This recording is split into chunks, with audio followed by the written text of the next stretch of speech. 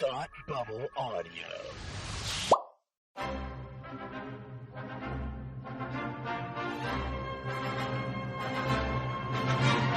Look, up in the sky! You will never find the more wretched hive of scum and villainy. Welcome to Beer with Geeks with Tim and Frank.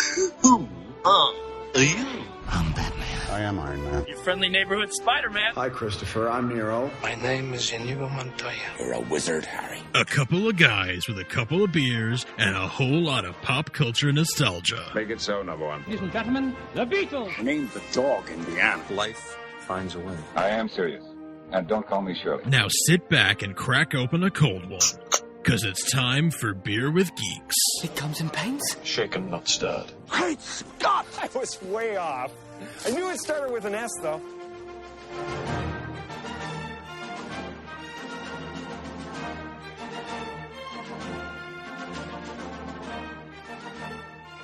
Hi, and welcome to Beer with Geeks, where two geeks geek out with beer. I'm Tim, and with me, as always, is my live and in-person friend, Frank. How are you today? It's like I can touch you. Oh, my God. I Well, could just reach across and we'd have to move away we'd be a little... from the microphones. Yeah. That would be so hard. I'm not going to do that. No, we're not going to do that. But we are recording together in person, live, coming to you from my home. Nowhere special, really. For the first time since episode 200. Absolutely. And this is episode...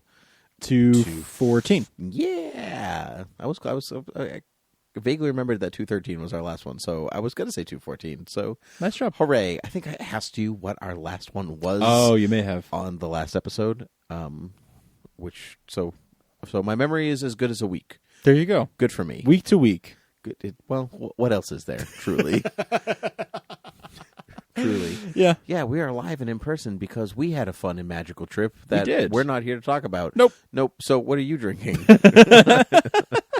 I am drinking at the end of a long road trip, which is what we just had. Literally just got out of the car and sat down and started recording. This might be the latest we've ever recorded a podcast episode too, so this is going to be unimaginably fun. This is going to be very interesting.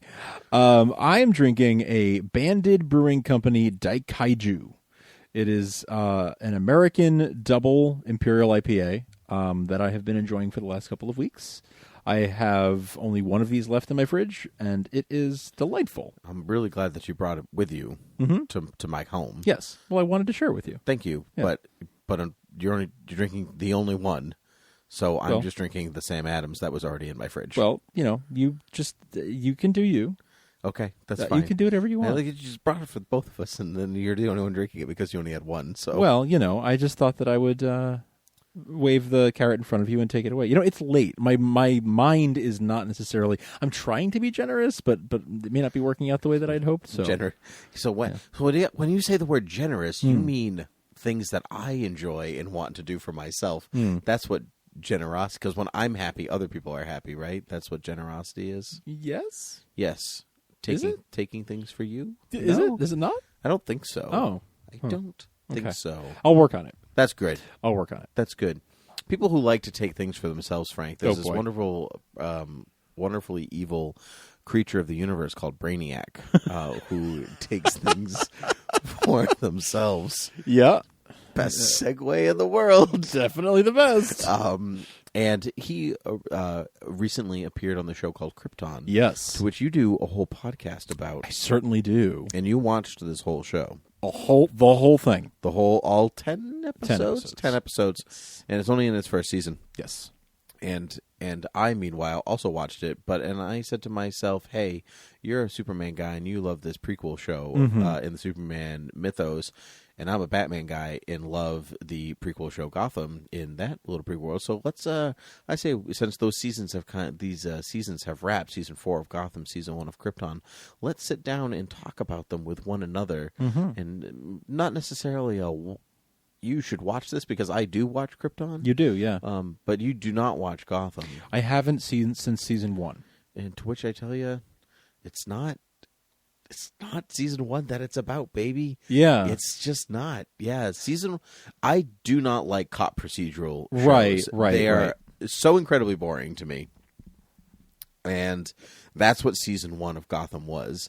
But season 2 through 4, and then into the 5th and final season, I would assume, is really more about the actual interesting characters of Gotham and the melodrama that all takes place around them. And that's kind of what Krypton is too, right? Yeah, Would it you is. say? Yeah, I mean, it's very much a story about Superman, about sort of saving Superman. You know, it's a little bit of like a Back to the Future type of thing of, oh, we need to make sure that we save the future, and like that all these events that have to happen so that Superman can be born and save Earth. So before we continue any further, are we going to spoil these seasons? Because I don't think you're going to watch Gotham, so it doesn't matter. No. And I've already seen Krypton, so it doesn't matter to me. And I think for anyone listening, it's sort of like, I hope you've seen these shows to enjoy this conversation. There, so, that's a good point. So let's just spoil them right away. Yeah. So Jerome isn't the Joker; it's actually Jeremiah. That's nuts to me. That means nothing to you. So I remember Jerome. Okay, so that kid in the first, that adult, yes, who was playing like a teenager or like 20-something, in the first season, did a great job, and they were like, "Hey, we'll never see you again." Yeah. Until everyone went, "Wow, that kid did a great job. Let's see him again." And they were like, "Cool, let's do it this way." And he'll be like a Proto-Joker, and he'll inspire the real Joker in his mads and methods. And it just kept building and building and building. And so like you get to the point where like real comic stuff, like his tears his face off and then it's sewn back on, like in the New 52 Joker for a while. You remember that story? I do. Vaguely? Yeah. But then this season, crazy, they do like a long Halloween kind of thing. In the second season, and all of these villains start getting together. The Riddler, Penguin, Ra's al Ghul is playing in the background. Poison Ivy. This is all happening at once. All at once. I'm telling you, it's like literally everyone's there. It's not even like they don't pretend who they are anymore. Like, you know, that first season with like the Riddler, like he likes riddles. Yeah. No, he's just the Riddler. He's just They call him the Riddler. Oh, like there's no fuss about like who anybody is. They just are who they are. Costumes. Well, Batman's characters are interesting in that a lot of them don't have costumes. So like the Penguin's costume is just a suit. Yes. The Riddler's costume is a suit, but when he becomes the Riddler, that's it. He's just in his green suit and bowler hat and whatever. Like there's no like, oh, he's wearing a green tie and that's right. It. That's a nod. No, he's just the Riddler. He's just the Riddler. Full-on Riddler. He is an excellent. He to me is better than any live action Riddler that has taken place. Wow, he's so good. Penguin is a totally different kind of Penguin, but he's really interesting and really engaging. Mr. Freeze is in like a full Mr. Freeze like bodyguard. The Scarecrow, full Scarecrow, Scythe, everything. Like they just, here it is. Here's everything. So the object is not Batman starts in costume and they all rise to meet him. It's more like they're all crazy and he matches their crazy. Which has always been sort of the approach that I like for Batman. Me too. Honestly, like I like the idea that like there's so much crime and so much insanity that he needs to rise to the occasion to you know, like fight fire with fire type of thing. That's right. Which is not something that's not a comic thing, because it's always he starts and they all go, interesting. Yeah. What a good idea. But here it's like it actually makes Bruce less crazy to be like, look at all these wackadoos. Yeah, right. I'm going to match their wackadooness because it's the only thing they're going to respond to. Which is really interesting. So this Joker thing. So you at least remember kind of the performance of him, and they weren't allowed to. They can't say Joker, and they can't give anyone green hair because that was WB's. Kind of interesting. That was their stipulation. You can't do that. You can get as close. You can like basically be him, just not those. You can't say those two things, mostly because I think of all those Joker projects that WB's floating around. There's like 3 of them. Yeah, so Two of there's them. Suicide Squad 2, which he might be in. Yeah. There's the Birds of Prey movie, which he might be in. Oh, yeah, I forgot about that one. Yeah, there's the Joker solo movie with Jared Leto that he might be in. And then there's the Scorsese. And then there's the Scorsese produced one with Joaquin Phoenix that starts shooting in September, which I heard very recently that it's the Batman movie that's being made might be linked to that film and not and so it's like if audiences respond to that or to both, then they're soft rebooted as to that. That's the thing. Interesting. Would that be with Affleck? Unknown at this point. Okay. Unknown. Interesting. Yeah. Interesting. Well, but that goes back to our conversation from last week, but we won't digress. No, exactly. So anyway, the thing with the Proto-Joker, so it turns out that Jerome has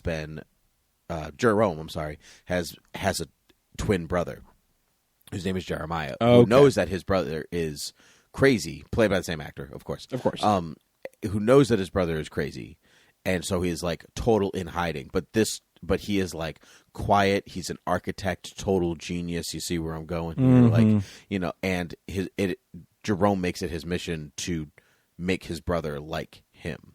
Like, we're twins. Like, we got to be the same. Oh, wow. And so he, like, his last act, he dies in the show in season 4. So, like, Jim kills him. And this whole thing is set up where he has Scarecrow make Joker gas to turn his twin brother insane, but it also bleaches his skin and whatever else. And so now, like, the real Joker is actually Jerome's twin brother, Jeremiah.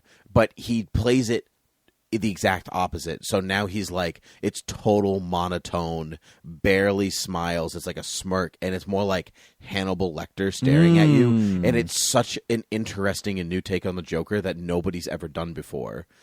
It's so interesting. It's so creepy. How is that? Honest question. How is that different than Heath Ledger when in his quiet moments? You know, when he's being just sort of the Heath Ledger is part of the plan. Well, Heath Ledger in his quiet. Good question. Heath Ledger in his quiet moments still has this kind of like drifting eye kind of thing. You know, like he's almost like a kid with ADD. Just can't sit quite still. Like he's like, I gotta move on to the next thing.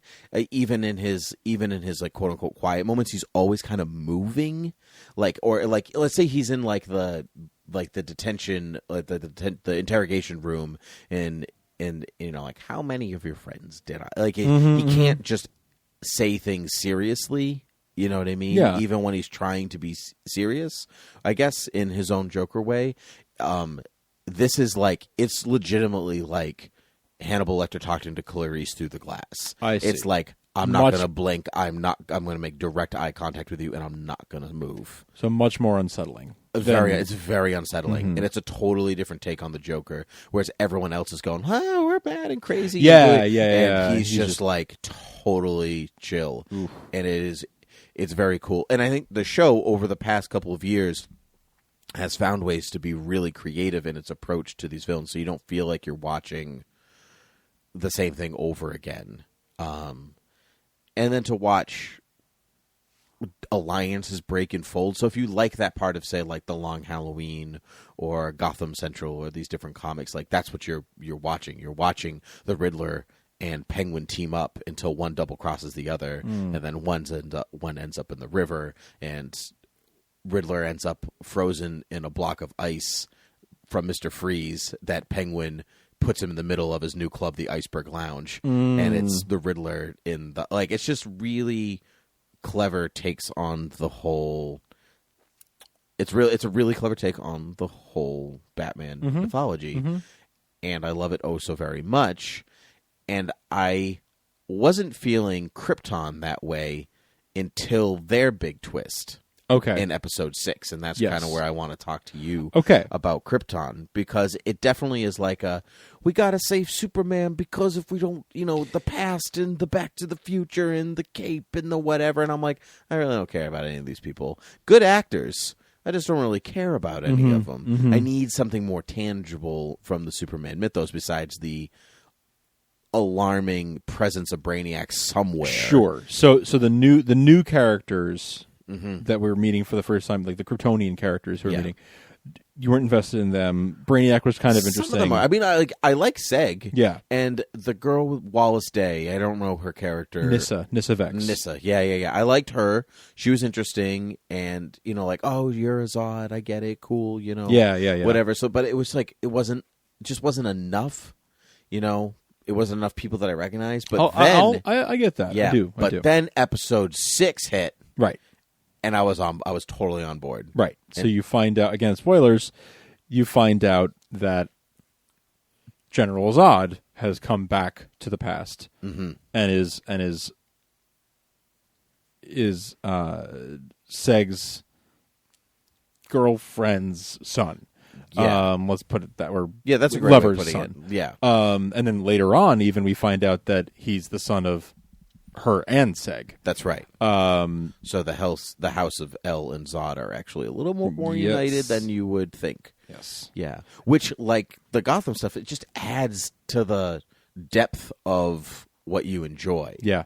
Plus, it's a character that you recognize. I'm like, I'll watch a show about General Zod because I have enough emotional attachment to General Zod. Yeah, I get that. I do. Yeah, I totally get why you would feel less invested before. Like, yeah, sure, they're cool characters that are being introduced to, but once it's a character you already know, then you're much more interested. Mm-hmm. Character you've read for years and have watched for years, like that makes a huge difference. That's right. I totally acknowledge that. That's right. And then adding a real Brainiac into the show, not super cool looking CG. I had 2 lines in the pilot Brainiac, right, which was very cool, but I needed to see him, I guess. And even him using the voice of Rao as like a body in whatever else, that was very cool. It was. I think I enjoyed Krypton because it's a well thought out. Krypton is a well thought out society. It has the benefit of years of comic book writers like forming an actual society. Yes. And the show was really just able to take that and run with it. They didn't have to do a lot with it. Really, they didn't really do anything with it, did they? Not. Well, I mean, they did develop this sort of a voice of Rao idea, and oh, sure. They developed a lot of sort of like. Is that what you're talking about? Sort of like the culture of Krypton? That they played with. I meant more like they didn't have to think like the Science Guild is already a thing, or the Military Guild. I like, see. Yes, that those things already societal existed. structure Yes. already exists. Yes. So then they were able to work on the current or the show's current culture. Yes. They took the framework. They were able to add politics. Yes. Into what existed as a framework. Yes. They took an existing framework and built on it. Yes.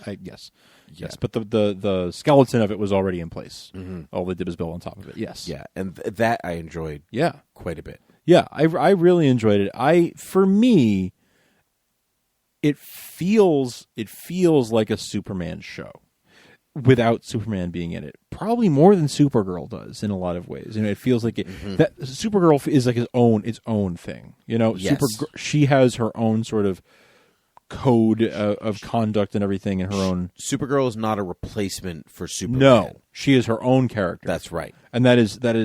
That's like Arrow is not a replacement for Batman. No. It's you can make comparisons, certainly, but I mean, you can make comparisons going back to the original Green Arrow comics, with Arrow Cave and Aeroplane and blah, blah, blah. Mm-hmm. It is just a knockoff. Back then it was kind of an knockoff. But Arrow, the show, is not. That's right. Some of the basic framework is there, that style of dark vigilante. But I mean, they all have bases. Yeah. They all have sidekicks. Right. You know what I mean? He's just, the more aggressive of those characters. Yes. But that's really where it stops. Yeah. Totally. And same with Supergirl, where like Supergirl has it similar to Superman, but it is a different character and is meant to be. But this Krypton feels a bit more like a Superman show per se, and it feels like it, but it's not. Mm-hmm. Superman's nowhere to be found. The whole point is if they achieve their goals, then there will be a Superman.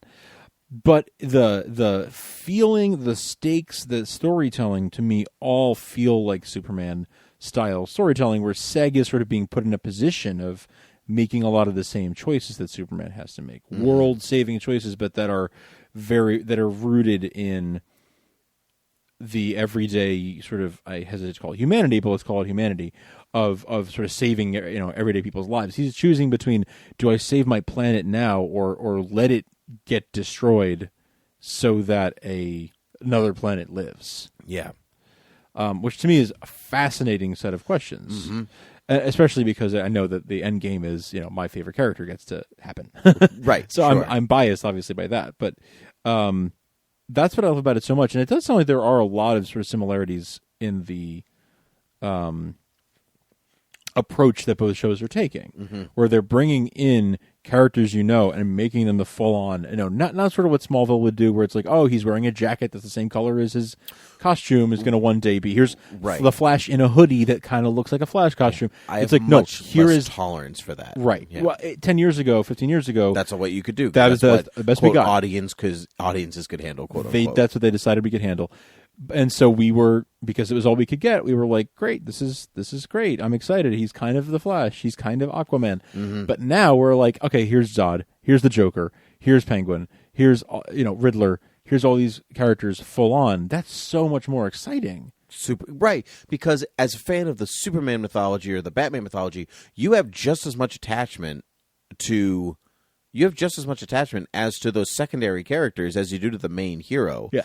Like I love Batman, but I also love Jim Gordon or the Riddler or Penguin or whatever just as, I wouldn't say maybe just as much, but I'm just as invested in their story. You spend just as much time reading about them as you do about Batman. Right, exactly. And so I'm fully okay watching a show with all these other characters in Superman mythology or in Batman mythology, because I don't just care about Zeus. I also care about Hera and Hermes and Ares and that makes in Hades and blah blah blah. That's it's not just the one thing, because so take Justice League as an example. Like, here's your hero mixed with all these other characters, but you might not have an attachment to Aquaman or Flash or Cyborg or Green Lantern or whatever, the same way that you do to, say, General Zod or Brainiac or whatever. You actually might have more of an attachment to General Zod than Aquaman. Yeah. So I'm actually more interested in watching General Zod run around for 10 episodes than Aquaman run around. Mm-hmm. Yeah. Mm-hmm. That's a really interesting observation. Yeah. Mm-hmm. I totally agree with that. Yeah. There are some villains that I care about more than some heroes. Yeah. Just because I spend more time with them. You spend more time with them. Yeah. That's right. It's not necessarily the heroics that you're attached to. It's the story, how all these characters weave together. Yes. And so, do you think that we're getting to the point where, we're watching Gotham's ending after this season, tragically, but 5 seasons is a very it's a good run. It's a good run. The problem is that the first season is so meh. Yeah. So it's like 3.5 years of goodness as opposed to 4.5, because the last season of Gotham's only a half season. So, which is okay. I'm gonna miss those other episodes because Gotham does a smart thing where it's 22 episodes, but they do a full story in the first half and a full story in the second half, so you actually feel like you're getting more bang for your buck. Sure, you're getting 2 11-episode seasons out of one 22. Yeah, exactly. So there's no wasted minute. Right. But do you think we're getting to the point? So you're watching a Superman show with all the people that comprise the Superman show or could comprise the Superman show without Superman. Yes. And I'm watching a Batman show comprised of literally all the people, including Bruce Wayne himself. Young Bruce Wayne. Young Bruce Wayne, just not in a Bat costume. We're so close. Do you think the next kind of tidal wave of these shows, you're just going to see a Superman show? God, I hope so. We've seen it before multiple times. It's not new. No. It's not. I mean, the last time, Smallville kind of counts, but certainly Lois and Clark counts. Certainly, honestly, Superboy counts in the 80s. Yep. And then George Reeves before that. and not to mention the animated series, but we're just talking live action. So I feel like we might be due for that soon. Maybe they don't agree. Maybe they feel like, well, Smallville's only a few years ago, so like there's still some time to space this out. We have movies we want to do, and they are always wary of sort of having movies and TV at the same time, even though I kind of think that's like, I don't know, like you're doing it now with Flash, and right. Like, so what's the difference? But you're okay having 2 Joker movies that aren't connected, right? But you can't have Joker on TV. Like, that's more confusing. Way more confusing. It's in a different arena. I think people can separate. Like, that's the movie Flash, that's the TV Flash. There are some people, yes, who are like, why not just have them cross over? What the hell? To which I say, good point. But anyway, but people can understand it. Yeah, right. People can understand the difference. But to your point, having 2 theatrical Jokers that are separate is much more confusing. That's way more confusing. Way more, because people see a trailer for Joker and they're like, wait, wasn't there just a Joker movie? Why is it a different actor? What happened? Exactly. The same way people were like, oh, Rogue One, is Rey in this one? Yeah, Rey looks different. Did they recast her? Right. That's a different character. Yeah. So, I would love to see a Superman series and a Batman series. I would watch them both. Right, and I think, there's 2 merits to this, right? Because on one end, you're like, you could just make all the money. Yes. Just putting Batman show or Superman show, that's just what people want. You're literally giving the people what they want. They will tune in for that, at least for a couple of seasons until they get bored, just like everybody does. Sure. But so the same token, just give the people something. You're going to get the ratings. Yes. If you made Gotham the way that you're making it, except instead of just watching Bruce grow up, it's just Batman. Mm-hmm. You've got a show. I don't your whole cast is there. They could have done it. Yes. In Superman, on the same, like, you could take that guy who plays Seg and like, it's just a little bit of reworking, but I mean, it's his grandfather, so there's like a model there already. Mm-hmm. You know what I mean? Like, you've got your General Zod. You have, even if you did an off-world Superman show. Yes. He's stuck on Krypton for whatever reason, blah, blah, blah. It's, you could do it. You could do it. Yeah. It's totally possible. Yes. If you can do Supergirl on TV, you can do Superman on Yes. TV. If you can do Arrow or Flash or Legend of Tomorrow, like, you can do them. Yes. It's not like the costume's not any harder. No. Just because he's got bat ears doesn't mean that you can't put it on a small screen. It doesn't make any sense. But on the flip side, by doing it this way, you've exposed so many more heroes and villains to a general audience that you would never believe that Supergirl's going into its fourth season. Supergirl. Mm-hmm. Green Arrow has shown up on not 1, but 2 network shows. Yes. And so, why would you ever assume people would know who the Atom was? Right. Or Hawkman, or Hawkgirl, or Deathstroke, or, Speedy. Yeah. So it's got Leslie Tompkins.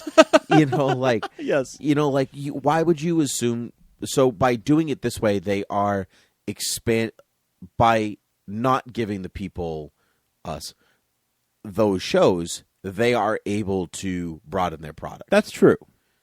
Yeah, that's true. They are able to by not giving us the like, say, the Trinity on TV, they are able to expand a bit and expose other characters who wouldn't get TV exposure otherwise, because they wouldn't have to sort of dig the bottom of the barrel as much. That's right. I hate to call those characters bottom of the barrel, but let's kind of call a spade a spade. They're less popular. They're just less popular. I feel like we are probably a few years away from there being a sort of mini explosion of Superman, Batman, Wonder Woman, those sort of heavy hitters. I honestly think you'll have to see the current slate die. I think so. You'll have to see superheroes on TV go out of fashion. And that's interesting. And then the next wave to bring it back, you come in big. If that's true, let's assume you're right for a second, that would mean it would take longer than what I'm talking about for that to happen. Definitely would take, yeah. Let's say up to 5 years for these shows to phase out. Black Lightning just started. A couple of these shows are only a couple of years in. Stephen Amell wants the Arrow writers this season to write as if there will be no more Arrow. Mm-hmm. They don't want to write as if it's the last one. Once Not you get because to it is the season 7. They're going to be on season 7. Once you get that high, you got to start assuming that any season could be your last. That's right. So that's smart. That's just smart to start be ready for it, so that if you do have to end it, fans are satisfied with the ending. That's correct. You don't end on a cliffhanger or something. Yeah, cliffhangers are fine. Yeah, but you don't want to end the whole series that way. No, you don't. No, because there will the question eternal. You want to give us a Parks and Rec finale, yes, where we see what everyone's like in the future, and there's no possible way for us to do a reunion because we're completely satisfied. Mm-hmm. That's the way to end it. Yes, every show forever, please. Honestly, with streaming now, that's much more a possibility. It makes more sense to do that. Like, well, people are going to binge watch this anyway. We might as well. Was it Sense8? What show was it that Netflix canceled? And then there was such an outcry from fans that they were like, fine, we're going to give them like a 4-episode mini-season just to wrap it up. Yeah, and I'm like, that's so smart because people are binging this stuff nowadays. You might as well let them do an ending so that the bingers can at least get the resolution. That's right. Let them do 2 episodes at the end to tie it up, a movie to tie it up. Whatever. Just tie it up. Doesn't even have to be good. No, preferably it would. It should be, but if it can't be, like, some kind of satisfying ending is in a lot of cases we'll take it just for the satisfaction. Exactly. Yeah. I think that. So I really have enjoyed Krypton. You are kind of making me want to at least watch maybe the most recent season of Gotham and see what it's about.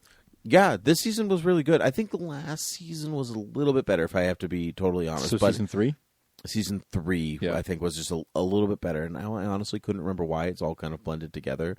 But maybe because the show really builds on its relationships. And so if you're getting really out there, so like Riddler becomes the Riddler because he has this crush on this woman that he basically... the Riddler is basically his alternate personality that he talks to, and he murders this woman, and it goes back and forth, and then he finds Penguin and cares for him, and Penguin's like, I think I'm gay because I have feelings for the Riddler. Riddler's like, I'm not gay. It has a whole layer to their relationship, but that is never forgotten in the show. I think, you know what I mean? So there might be some stuff that you'd be like, I have no idea what they're talking about.